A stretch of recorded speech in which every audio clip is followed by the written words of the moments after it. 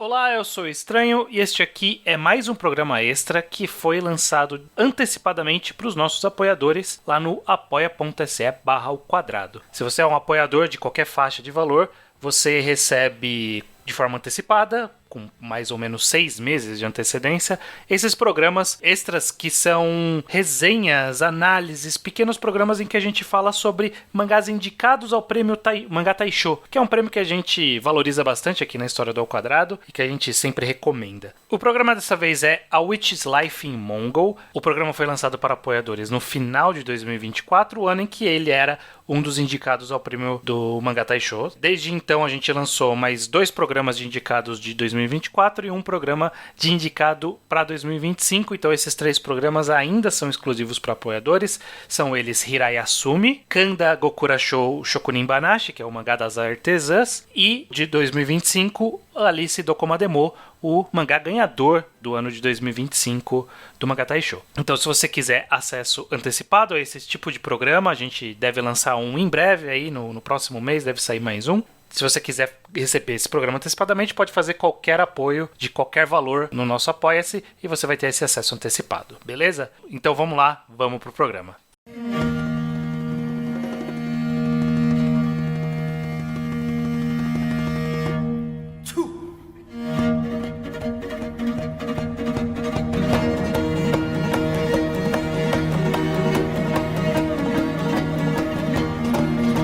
Olá, eu sou o Estranho. Eu sou o Iso. Eu sou o Luke. E este é mais um Mangá ao Quadrado Taisho. Ele tem nome, o quadro. Ele não deixou de ter nome desde a última vez. Faz tempo que não tem um extra aqui. Mas tá tendo. Mas tá tendo. O prêmio é Mangá Taisho? O prêmio é o Mangá Taisho e a gente é o Mangá ao Quadrado Taisho. Basicamente a gente pôs um 2 no meio ali. Podia ser o Mangá Taisho ao quadrado.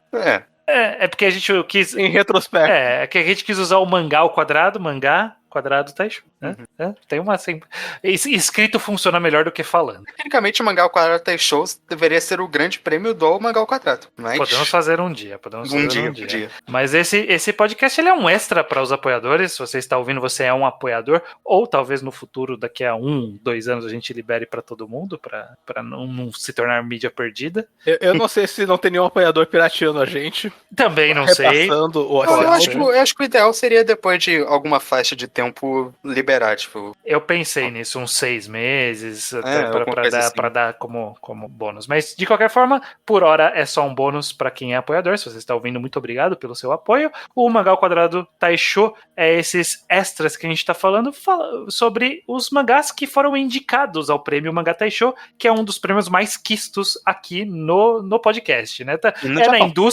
Na indústria também, mas aqui entre nós também é muito quisto, é muito fonte de leitura. Sim. E é um bom lugar pra gente olhar para alguns dos mangás que estão lá indicados e falar sobre eles, porque normalmente são bons, normalmente são interessantes. E é o caso aqui desse programa que a gente vai falar de...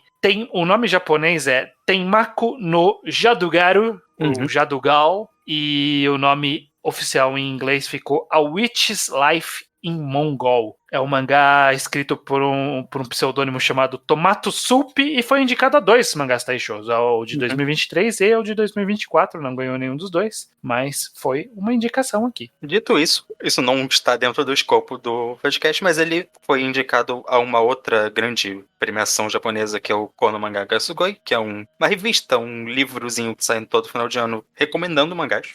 E ele ficou em primeiro lugar nesse. Ele foi o vencedor da sessão feminina do Kono Manga Gasugoi. Olha aí, muito bem. De 2023. E em 2024 ficou em 11º. Isso. Muito bem. Luke, dá uma sinopse para quem não leu nada desse mangá, A Witch's Life in Mongol, sobre o que é o Tenmaku no Jadugaru. Olha, é um mangá, eu li 2 volumes dele, que tem, e já posso dizer que é um mangá que acontece bastante coisa bem rápido, assim. A história muda o foco, o cenário dela com rapidez. Mas, em resumo, é a história dessa menina que, bom, ela era uma menina escrava que foi, vendida para uma família, nobre da Pérsia. Pérsia, né? Sim. Atual Irã. Atual Irã. que acho que no mangá eles colocaram Iran no nome, eu fiquei meio confuso, porque naquela época devia ser a Pérsia, ou talvez se chamasse Sim, é Irã. a Pérsia, é a Pérsia. Ela interage com as pessoas lá, ela é uma escrava, mas ela cria uma relação positiva com essa galera. E ela é basicamente ensinada o valor do conhecimento e do estudo. Isso é importante pro futuro porque o plot do mangá é que eles estão vivendo na época das grandes conquistas da Mongólia, do Gengis Khan e dessa galera. E ela acaba sendo... A cidade dela é capturada e ela acaba tendo que servir a esse império. E lá nesse império ela cria uma aliança baseada em sentimentos comuns de ódio a esse império que destruiu a cidade dela e dessa outra personagem que ela se alia. E o objetivo é destruir esse império por dentro. Uhum. O Império Mongol histórico, Império Mongol, né? histórico, É um mangá histórico acima de tudo, né? Essa Sim, personagem é a Fátima, ela não chama Fátima no começo do mangá, ela assume esse nome. Citara, e ela assume o nome Fátima quando ela se torna capturada pelos mongóis. E ela faz uma aliança com a Toregni, que foi uma das esposas do Ogedei, que é o herdeiro direto do Gengis Khan. Sim. Esse é um dos problemas desse mangá, na verdade. São os nomes meio difíceis de lembrar. Você vai ter um problema, a não ser que você seja um cara que goste muito dessa época da história, o que é possível. É uma época da história interessante que muita gente fala bem desses. Eu lendo o mangá, várias vezes abri a Wikipédia indo procurar coisas porque me interessei no que o mangá estava me dizendo. Eu acho que a primeira coisa que a gente pode comentar, além dos nomes, né, mas eu queria perguntar pro Iso primeiro aqui, sobre a arte. Ele tem uma arte muito específica que não é tão mangá. Uhum. Ela é bem diferenciada, ela parece umas ilustrações que eu não sei descrever, mas... Parece Scott Pilgrim. Eu ia falar que parecia Persepolis pra mim, o que combina com... Também. Eu pensei mais em Persepolis do que em Scott Pilgrim. Não sei se é enviesamento nosso, Luke, se é porque o cenário parece Persepolis. Porque obviamente o cenário é... A estética também tem muito a ver, né? É que eu fui pelas cabeças grandes. Uhum. É que Persepolis também tem. E o Ocidente ele tem alguns exemplos de quadrinho bem preto e branco, sem retícula, que não é diretamente inspirado em mangá. Uhum. E a gente acaba gravitando pra eles. Eu passei por essa sensação, a arte é muito não mangá, mas ao mesmo tempo, quando você vai lendo, a sensação de pacing, assim, troca de páginas, ainda tá muito dentro do que você espera na leitura de mangá, eu diria. A arte mesmo, que é a parte que tá bem diferente, mas a progressão de páginas e tal, usa as páginas do... Mas falando na arte, e combinando isso com o que o Luke mencionou, que os nomes são muito confundíveis, eu acho que os rostos são muito confundíveis. Ah, não, eu queria muito comentar isso, eu também tive esse problema várias vezes, eu demorava pra entender quem era o personagem em questão, porque existia variação, mas, tipo, era o mesmo formato de rosto, mudava os adereços, mas não era uma diferença muito clara. Sim. Eu só sei quem é o Tolui, que é um dos filhos do Gengis Khan, em comparação com o Ogedei, porque o Tolui tem cara de safado e o Ogedei tem cara de tranquilo. Então, tipo, você vê a expressão de tranquilo, é o Ogedei. Se vê a expressão de puto, é o... E tem esse esquema, que elas usam véu, mas tem essa licença poética, elas têm bastante cabelo saindo do véu pra gente um pouco distinguir elas. Sim. Pelo micro cabelo que sai, e eu não acho que eles dão cabelo suficiente pra distinguir algumas. Sim. Pois E isso mistura com tudo pra falar que uma coisa que eu acho desse mangá é que ele entra naquele gênero famoso de mangá, especialmente o mangá mensal, que é: cheguei nos atuais, no mês do próximo capítulo eu esqueci o mangá inteiro. Eu não sei dizer, eu não passei por isso, porque ainda foi hoje que eu li. Eu já tive que fazer releitura desse mangá. Eu tava nos atuais, aí a gente tinha combinado pra falar em outro programa que a gente não conseguiu gravar, eu reli tudo pro programa, aí não gravou, e aí eu reli tudo essa semana de novo. Porque, pra ter fresco. De fato, é um mangá que o tempo para o próximo capítulo você esquece. Eu esqueço, pelo menos. Ele é... O que não é uma coisa... um defeito desse. Muito mangá é assim. É normal. É parte da experiência de ler mangá. Sim. A ideia geral eu lembro. Eu não lembro exatamente de alguns detalhes das coisas que estão acontecendo. Mas eu lembro da ideia geral. Principalmente porque depois que eu li os primeiros capítulos eu fui atrás da história. Então eu aprendi quem eu tenho que prestar atenção, basicamente. Então, eu só lembro dessas pessoas porque eu sei que eu tenho que prestar atenção nela. Uhum. Mas, tirando a parte da arte, que ela é como o Iso chamou a atenção, ele usa bem pouco retículas, realmente, é muito mais preto no branco diretamente, esses personagens bem caricatos e com uma arte bem expressiva, mas ele, como ele tá tratando dessa região que é famosa pelas suas estampas, né, em roupas, em Sim. tapeçaria, tem essas estampas bem delimitadas na história, eu acho bem visualmente interessante. Me lembra bem a Bride Story, que também usa bastante os padrões das tapeçarias, é bem legal. Eu gosto da estética no geral, acho que obviamente, intencionalmente por parte do autor, a pessoa falou que pegou esse estilo mais cartoonizado, inspirando assim ilustrações da época mesmo. E funciona, dá um clima muito bom pra história. Sim. E a história? O que vocês estão achando da história? O que você está achando da história, Luke? Aqui ela tá indo bem devagarzinho, né? Mas conta bem a transição da Fátima até ela virar Fátima de fato e começar a entrar no reino. A questão é que eu falei que acontece muita coisa, é porque o mangá demora pra chegar no ponto da sinopse, porque ela tem que passar por muita coisa até lá. Então, tipo, mostra bem esse processo de transição. Mas eu estou, de fato, gostando muito. Um detalhe curioso, em parte por causa da arte também, mas quando eu vi as capas, eu vi, Indicador Water Show, eu tava esperando um mangá, assim, mais abstrato, mais, tipo, simbólico. Mas não, é uma história bem plot de mangá histórico, cheio de vários twists e maquinarias, bem nesse grande estilo mesmo. Me lembra bastante mangás que eu acho que você gosta, você se dá bem com esse mangá, são o Historie, que é o mangá do autor de Parasite, lá na Grécia Antiga, sobre o assistente do Alexandre, né? E o mangá que tá tendo anime nessa season. Que são vários mangás que seguem esse rumo histórico, falam muito sobre o valor do conhecimento e falam muito sobre essa grande progressão na vida de personagens enquanto eles têm um grande objetivo maior a ser alcançado. Então, acho que fica essa associação pra mangás que existiu. Se você acha que é só essa coisa, esse também deve ser. E eu gostei muito da forma como o mangá foi escrito. Eu gostei de como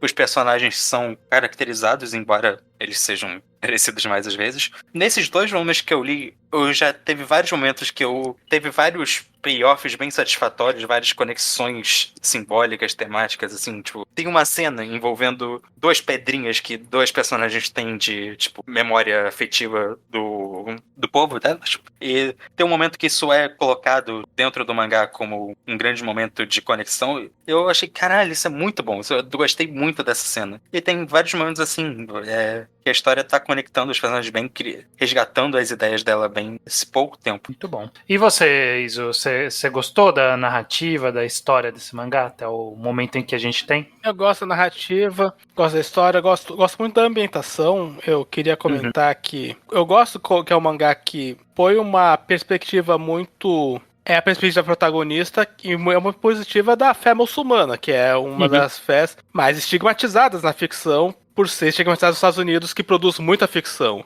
E eu penso nisso, que é um caso de que não é uma história japonesa, mas é uma história que tira vantagem de ser contada da perspectiva japonesa, que não herda o trauma do 11 de setembro. Sim. É uma história que fala com muita naturalidade de todas as crenças, assim, no geral. Tem uma hora que os personagens estão discutindo sobre a forma como os mongóis e os persas, tipo, lidam diferente com comer carne, por exemplo. E, Sim. fala de uma forma natural que eles fazem diferente sem julgar um ao outro, sabe? E eu acho, é só, tipo, como era naqueles tempos.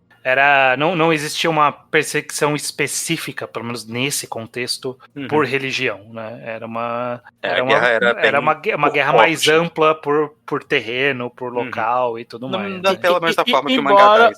Tem a divisão clara de que os muçulmanos são os conquistados. Sim, não tem uma diversidade religiosa. Tem uma outra religião menor, que é da outra personagem que é a protagonista se alia, é outra coisa lá, né? Uma religião meio parecida com a nossa noção indígena, assim, tipo, mais relacionada à natureza e tal, que aparece e também é trabalhada. O que eu gosto bastante nesse mangá é que justamente ele dá essa perspectiva de um trecho da história que a gente aqui do Ocidente tem uma profundidade muito rasa em relação a... Tipo, a gente sabe de Gengis Khan, Uhum. Talvez algumas pessoas saibam de Kublai Khan. E aqui a gente tá falando do que tem no meio desses dois.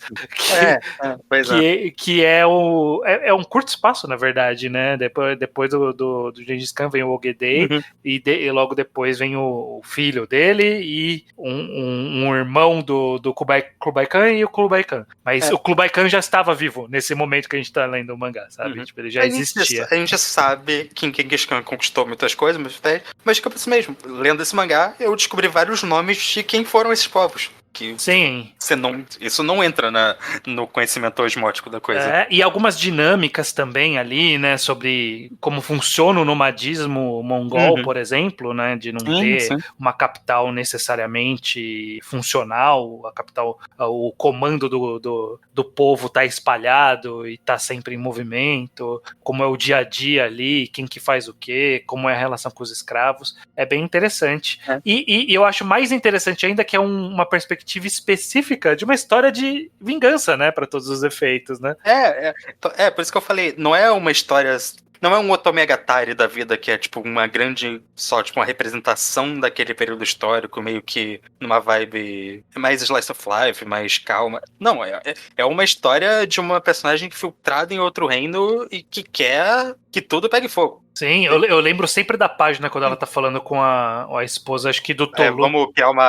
Vamos criar a tempestade, né?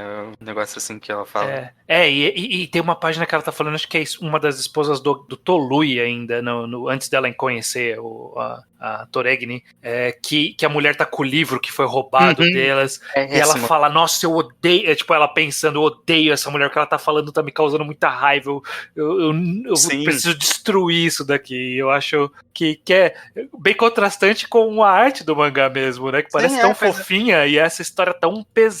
Por isso que eu falei que eu esperava outro tipo de história. Eu não esperava algo tão plot, tão mangá histórico desse estilo. Mas é isso totalmente que ele é. Uma história bem direta nessa vibe. Sim. E tá bem interessante. Já vi várias maquinarias.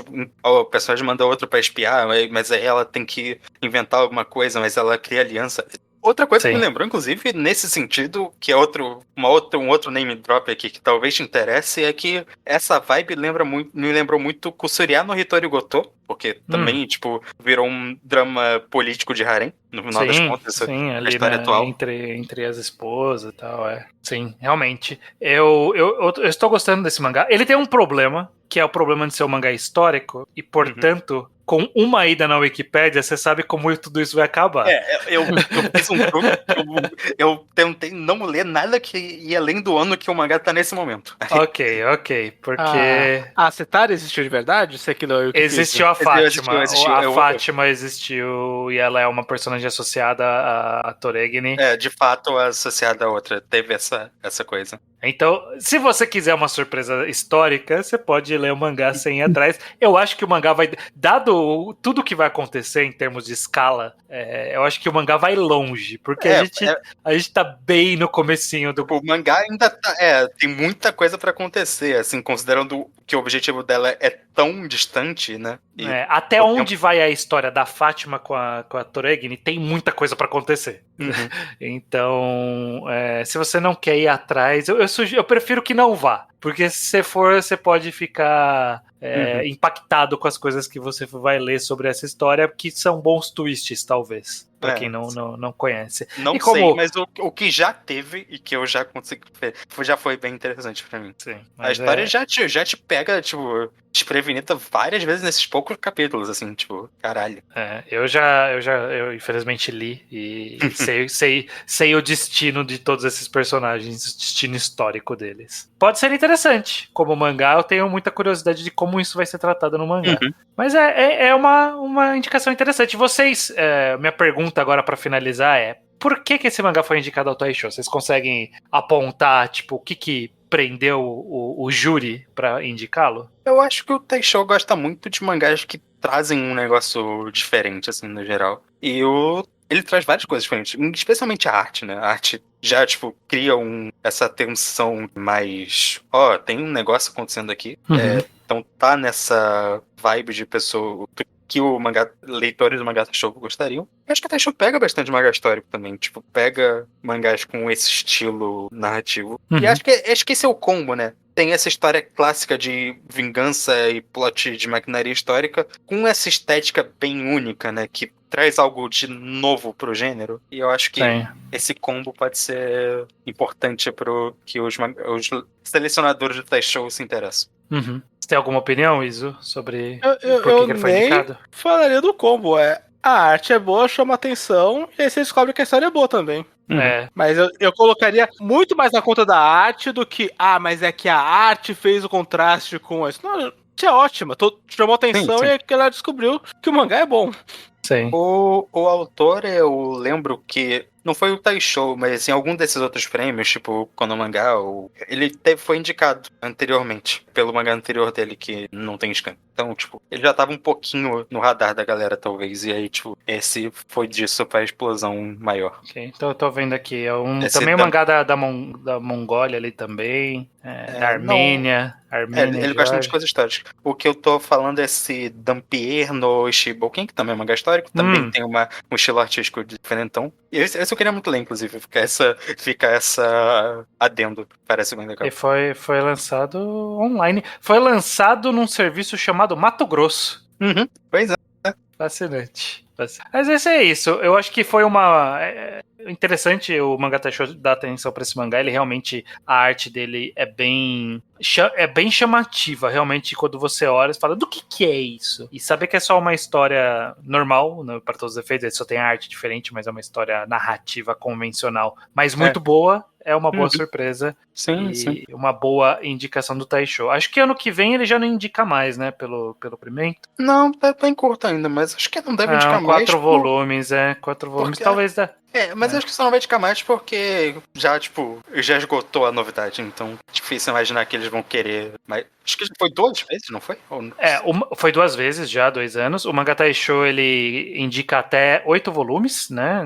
Naquele ano. E tem alguns mangás que já foram 3 e 4. 4 indicações foi Dungeon Meshi, foi o único. E 3 indicações tem a Bright Story, que eu só citei aqui como um exemplo similar. E tem vários outros aqui, Erased, I Am a Hero, aquele mangá de rádio do autor de Blade of the Immortal, foi indicado 3 vezes também. Então, é possível que ele volte. Só que acho que já meio que esgotou o interesse, né? Tipo, já falamos dele, vai surgir coisas novas que vão estar mais... Será que porque a gente falou agora só? Não sei. Talvez. Vamos ver, né? Daqui a pouco a gente descobre. Acho que um mês por aí já deve estar saindo as novas. Beleza, vamos... Então, essa foi o nosso programa aqui curtinho sobre A Witch's Life in Mongol. Qual é o próximo que vocês acham que a gente devia fazer? Ainda não virou uma bruxa oficialmente, eu vou esperar ainda ela aprender magia. Né? Eu acho que vai ser só pra final da história dela. Eu acho que a gente tinha que fazer de Hirayasumi. Hirayasumi é um interessante. Hirayasumi é o que eu li dos que faltam. Você leu também o Shimazaki in the Land of Peace. Eu li? É do cara que voltou do... Acho que você que falou que tinha lido, não era? Bom, Shimazaki eu li... in the Land of Peace. Esse nome não me provoca memórias. Então eu confundi. Bom, esse eu li. Eu posso falar dele, eu posso falar do Kandagokura, que é Gokura Show, que é o dos artistas. O Família Ziko tá saindo capítulo agora, não tá? Família Ziko, que é spin-off de Let's Go Karaokê. Tá saindo capítulo lá direitinho, ó. Tem 9 capítulos, dá pra falar. Falar também. Tem andamento? Tem andamento. Vamos Hirayasumi. Hirayasumi é uma boa. Vamos, que eu preciso... Tá no meu débito de promessa desse ano, eu tenho que ler Hirayasumi, pode ser. Então, possivelmente Hirayasumi, vamos tentar convencer aí. Hirayasumi saiu no Brasil? Saiu, né? Que loucura. Uma pausa relaxante e uma casa térrea é o nome no Brasil. Uau! É um título. Por quem? Panini. Olha só. Não sabia, não. Inclusive, saiu o capítulo de Hirayasumi hoje. A primeira parte é uma tradução quase literal de Hirayasumi. A casa térrea é um floreio. Muito bom. Então, beleza. A gente se vê aqui no próximo Mangá ao Quadrado Taisho. Até o próximo programa, gente. Até o próximo programa.